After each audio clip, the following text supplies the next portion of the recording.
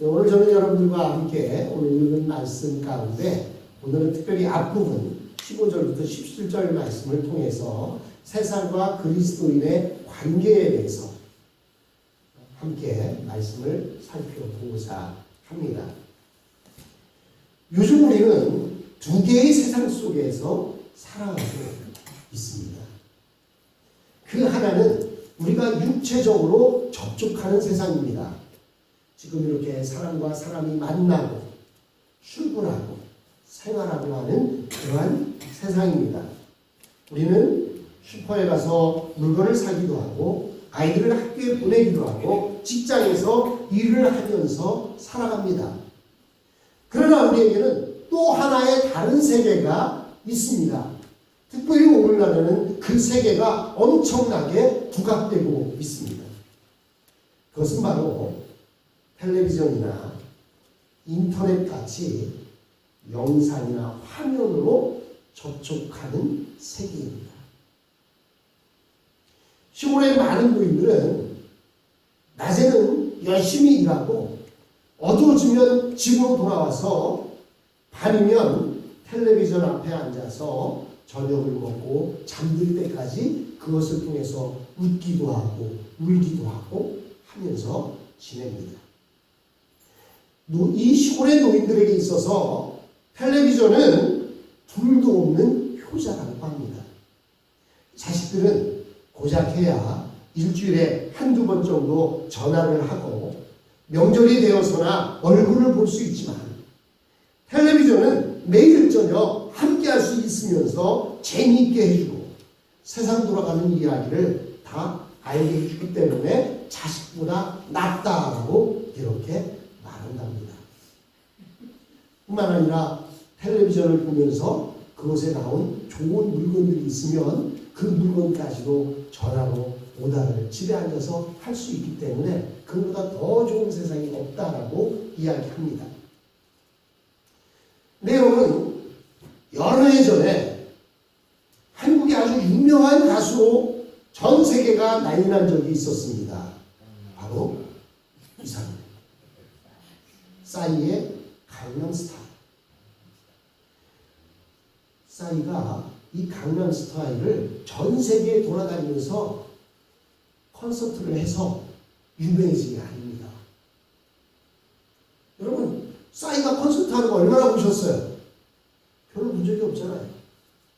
싸이가 유명해진 것은 다름 아닌 저 유튜브로 강남스타일의 노래를 촬영해서 올려놓고 놨더니 전 세계가 그것에 열광해서 그때 당시에 유튜브 세상에서 가장 많은 조회수를 5억이 넘는 조회수를 이루게 됐습니다. 그럼 싸이고 끝났을까요? 아주 한국에 대단한 사람들이 많습니다. 그 다음에는 누구예요? 저 사람들 아십니까?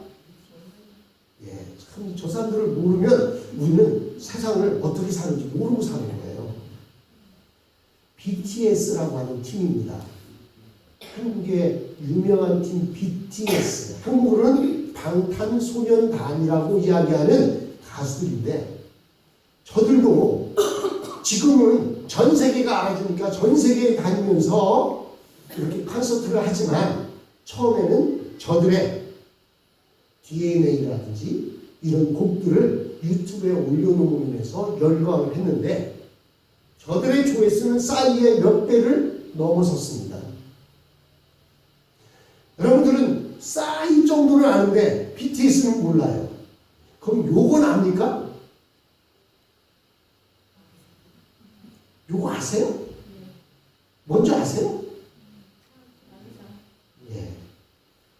베이비샥이라고 하는 핑크퐁이라고 하는 유튜브 방송에서 진행하는 프로그램 가운데 베이비샥이라는 노래가 있어요. 여러분, 어린아이들 키워본 지 오래됐기 때문에 저거를 볼 기회가 없지만 어린아이 있는 집에서 저 노래를 모르는 사람은 없어요. 아까 싸이가 5억이라고 했죠? 싸이 유튜브에서 5억이 넘게 봤다고 하는데요. 이건 25억을 넘겼습니다. 지금 전 세계에 살고 있는 인구수가 60억이 좀 넘는다고 하는데 그 가운데 3분의 1이 저것을 봤어요. 여러분은 모든 그 안에 들어갑니다. 물론 정부가 다 본 것이 아니라 어린아이들이 계속 하루 종일 저것을 틀어놓고 듣고 합니다. 얼마 전에 그 프로야구 결승이 미국에서 있었습니다. 예, 워싱턴 팀과 그리고 휴스턴 팀이 맞붙었는데 거기서 워싱턴 팀이 결국 우승했는데요. 그 팀의 주제 노래가 베이비 샥이었어요. 누가 홈런을 치거나 안타를 치면 전부가 베이비 샥 노래 부를 때 그 표정. 제가 오늘 사실은 그거를 여러분들이 잘 못 들어봤을 것 같아서 보이려고 했는데 인터넷이 잘 안 되는 거예요. 그래서 제가 사진만 그냥 이렇게 올려놨는데요. 여러분, 저것이 한국 사람이 만들었다는 걸 몰라요. 저것은 한국 기업이 만든 것입니다. 물론 베이비샥이라고 하는 노래는요, 아주 옛날부터 구전되어 오던 미국의 어린아이들의 노래랍니다. 그런데 한국에서 그것을 애니메이션으로 저렇게 만들어서 대박이 난 25억 명이 넘는 사람들이 저것을 봤다고 하니까 얼마나 대단한지 모릅니다. BTS가 젊은이들에게서는 최고의 우상 같지만 어린아이들에게 있어서 BTS는 저리 가라예요. 베이비샥 모르는 아이들이 없어요. 그래서 장난감이고 뭐든지 베이비샥이 얼마나 많이 나오고 있는지 모릅니다. 여러분들 어린아이가 없다 보니까 저도 어린아이가 없어서 몰랐어요. 근데 디올이 와갖고 그 할머니가 재정부 일을 보려고 하면 디올이 자꾸 귀찮게 하는 거예요. 근데 할머니가 저보고 유튜브를 저걸 찾아서 켜달라는 거예요. 그래서 켜서 듣고 보니까 저도 같이 흥이 나서 그냥 계속 들었던 기억이 있습니다. 이렇게 두 개의 세상 속에서 우리는 살아가고 있습니다. 하나는 실제로 접촉하는 세상이고 하나는 영상이나 인터넷이나 TV를 통해서 접촉하는 세상입니다. 그 세상을 통해서 대리 만족을 하면서 살아가고 있습니다. 그런데요, 이렇게 두 개의 세상으로 인해서 또는 그 이상의 세상으로 인해서 갈등을 겪고 있는 사람들이 있었습니다. 사람들이 있습니다. 지금도. 그게 누굽니까? 바로 예수 믿는 사람들이에요. 예수 믿는 사람들은 일단 예수 믿지 않는 사람들은 눈에 보이는 육체적인 세상에 속한 사람들입니다. 그래서 예수 믿지 않는 사람들이 생각이나 삶의 방식은 분명합니다. 즉 그들은 이 세상에서 성공해야 되는 세상을 살고 있습니다. 성공해야 잘 살 수 있습니다. 그렇기 때문에 이 세상에서 성공하기를 바라며 살아갑니다. 그런데 예수 믿는 사람들은 이 눈에 보이는 세상 외에 다른 세상을 알고 있습니다. 그 세상은 바로 하나님 계신 하나님 나라인데 문제는 예수 믿는 사람들은 이 눈에 보이지 않는 세상 외에 또 다른 세상을 눈에 보이는 세상 외에 또 다른 세상을 알고 있다는 사실입니다. 그 세상은 바로 예수 하나님의 나라였던 것입니다. 우리 예수 믿는 사람들이 예수를 믿고 난 후에 예수를 믿었으면 전부 다 휴거해서 천국에 갔더라면 상관이 없을 터인데 우리는 예수를 믿었지만 여전히 이 세상에 있으면서 이 세상도 살아가고 천국도 바라보아야 하기 때문에 혼동할 때가 많습니다. 우리 예수 믿는 사람들은 이 세상을 볼 때 여러 가지 관점에서 볼 수가 있습니다. 그중 하나는 이 세상은 죄 많은 세상이기 때문에 할 수 있으면 이 세상과 멀리 해서 살아야 한다라고 생각하는 것입니다. 실제로 미국 안에서는 이 세상과 전혀 관계하지 않고 자기들끼리 공동체를 이루어서 농사를 짓고 자기들끼리 만든 학교에서 교육을 받는 식으로 아이를 가르치는 그런 모임들이 있는데 바로 아미시라고 하는 사람들입니다. 또 이와 비슷한 공동체가 우리 바로 옆에도 있어요. 그렇죠? 그리고 조금 지나가 보면 메노나이트라고 하는 그런 집단이 있습니다. 이들은 세상은 죄 많은 세상이기 때문에 세상과 짝하면 죄에 물들기 때문에 세상과 짝하지 아니하고 자기들만의 정통 방식을 가지고 살아갑니다. 그래서요, 여성분들은 짧은 치마를 입지 않습니다. 바지도 입지 않습니다. 그래서 학교에서 밴드부를 해도 밴드를 하는 그 메노나이트 계통의 자녀들은요, 여학생이 바지를 입고 밴드를 한다고 할 때 바지를 안 입히고 길게 치마로 대신 만들어서 입히는 것도 보았습니다. 이들은 세상은 악한 곳이라고 바라보고 있으면서 그러기 때문에 악한 곳을 멀리 해야 한다라고 생각하며 살아갑니다. 거기에 대해서 어떤 사람들은 앞으로 멸망할 이 세상에서 우리에게 주어진 시간 동안 한 명이라도 더 구원해야 한다라고 해서 이 세상에서 열심히 뛰면서 전도도 하고 복음을 전하는 사람들도 있습니다. 여러분, 지금은 이 영화가 없는데요. 제가 한국에 있을 때 아주 이 영화를 보면서 열광했던 영화가 있어요. 바로 브루스 윌리스의 주연인 다이 하드라고 하는 영화입니다. 그 다이 하드 네 번째 거 제가 포스터 하나 준비했는데요. 다이 하드 이거 영화 본 적 있으십니까? 한국에 있을 때 이거 시리즈 영화물인데요. 이 브루스 윌리스가 그냥 매일 얻어 터지고 끝까지 고생하다가 맨 마지막에 보면 반드시 이겨요. 그래서 저는 이 영화 들어올 때마다 시리즈물로 아주 처음부터 끝까지 다 보았던 기억이 있습니다.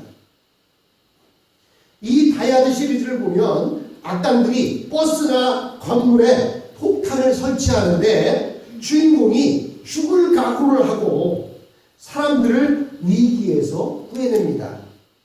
마찬가지로 이 세상은 서서히 침몰하고 있는 타이타닉호와 같은데 사람들은 그것을 모르고 이 배가 너무 좋다고 춤을 추고 사진을 찍고 파티를 한다고 정신이 없습니다.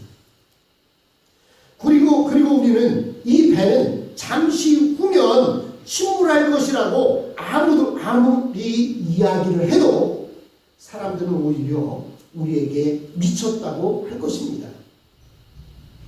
그러면 우리는 할 수 있는 대로 다른 사람들과 똑같이 학교도 다니고 직장 생활도 하면서 사람들을 설득해서 예수 믿게 하는 수밖에 없는 것입니다.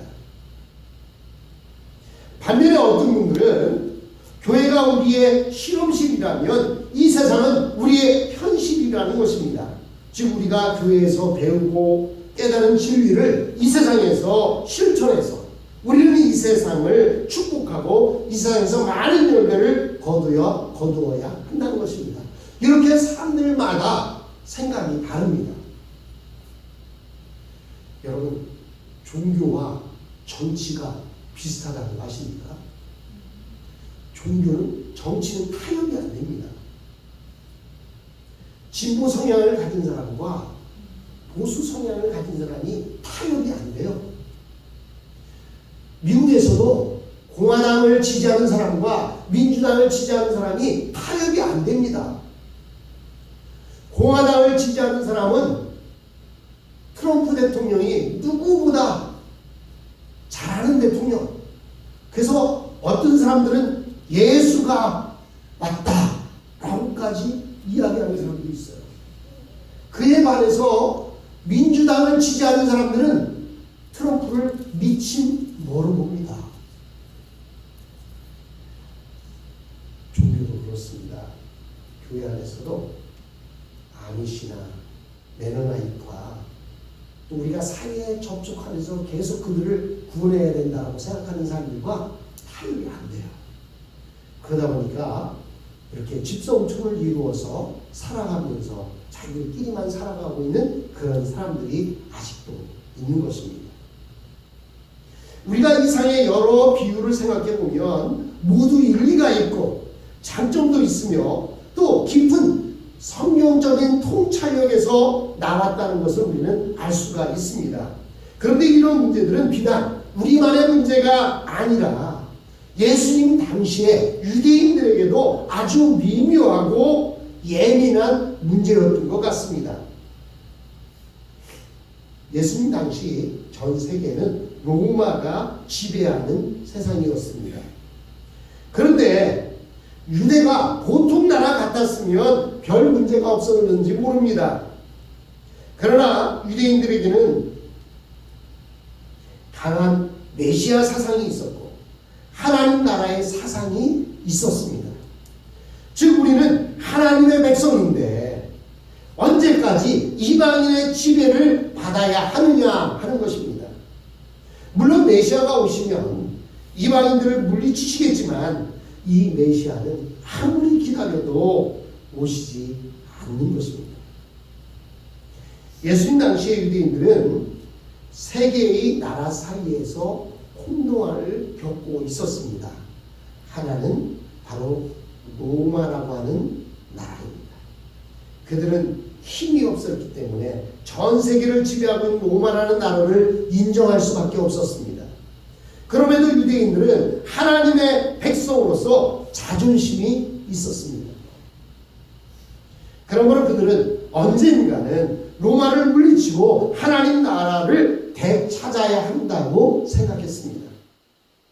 그런데 여기에는 단서가 붙었는데 그것은 메시아가 오셔야 한다는 것입니다.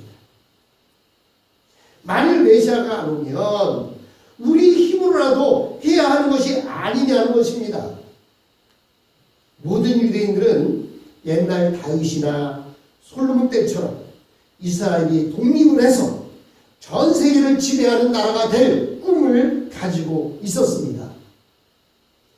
그런데 이제 예수님이 오신 것입니다.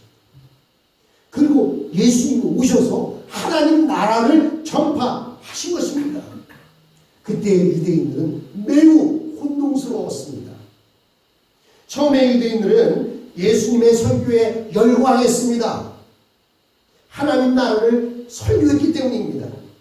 그러나 예수님의 말씀을 계속 듣고 보니까 예수님이 말씀하시는 하나님의 나라는 이스라엘이 독립하는 것도 아닌 것 같고 그렇다고 해서 자기네 나라를 다스리고 있는 로마를 부정하는 것 같지도 않았습니다. 그래서 유대인들은 도대체 예수님이 주장하는 하나님 나라는 어떤 나라인가? 라고 하는 의문을 가지게 됐던 것입니다. 그 의문 가운데 예수님에게 질문하는 것이 바로 15절로 17절 말씀입니다. 우리 다시 한번 읽어보겠습니다. 같이 읽습니다. 이에 바리새인들이 가서 어떻게 하면 예수를 말의 온무에 걸리게 할까 상의하고 자기 제자들을 헤롯 당원들과 함께 예수께 보내어 말하되 선생님이여 우리가 아노니 당신은 참되시고 진리로 하나님의 도를 가르치시며 아무도 꺼리는 일이 없으시니 이는 사람을 외모로 보지 아니하심이니이다. 17절이요. 그러면 당신의 생각은 어떠한지 우리에게 이르소서. 가이사에게 세금을 바치는 것이 옳으니까 옳지 아니하니까 하니. 자, 여러분 사람들이요 공식적으로 말하는 것과 사석에서 말하는 것이 많이 다릅니다. 제 앞에서 말하는 것과 뒤돌아서서 말하는 것이 많이 다른 사람이 있어요. 제 앞에서는 제가 듣기 좋은 이야기들만 합니다. 뭐 설교에 은혜를 받았다느니, 뭐 목사님이 잘생겼다느니, 뭐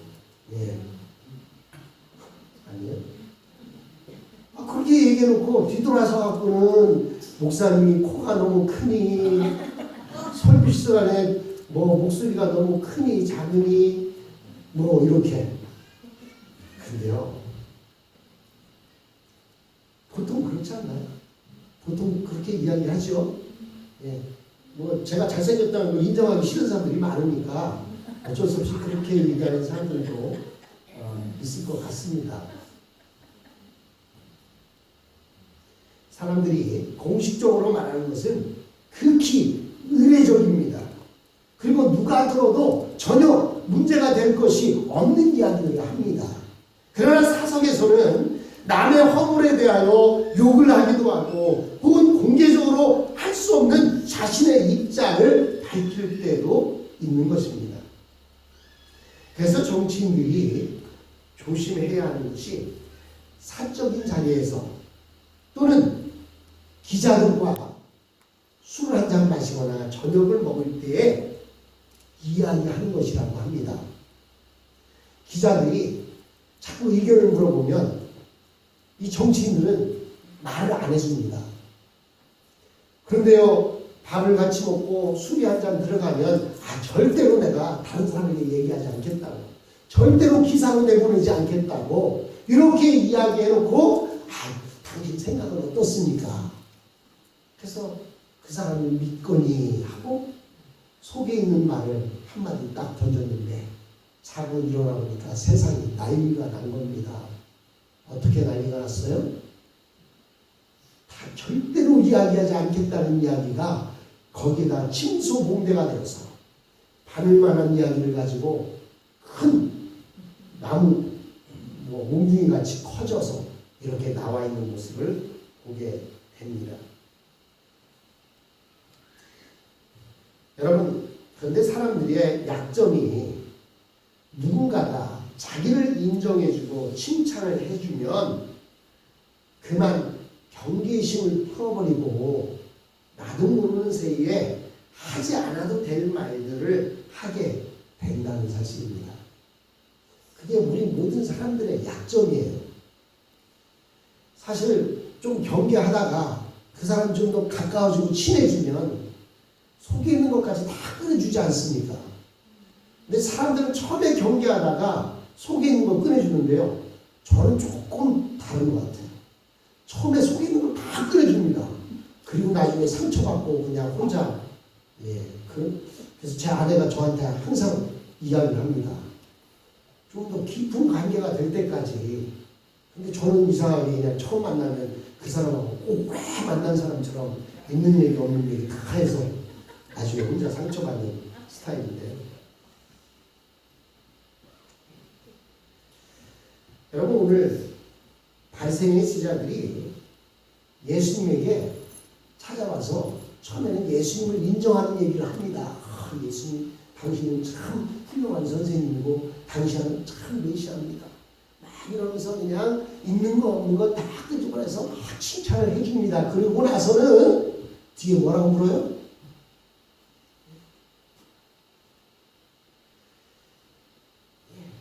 여러분, 뒤에 묻는 말이 가이사에게 세금을 바쳐야 됩니다. 바치지 말아야 됩니다. 당신 생각이 어떻습니까? 라고 물어요.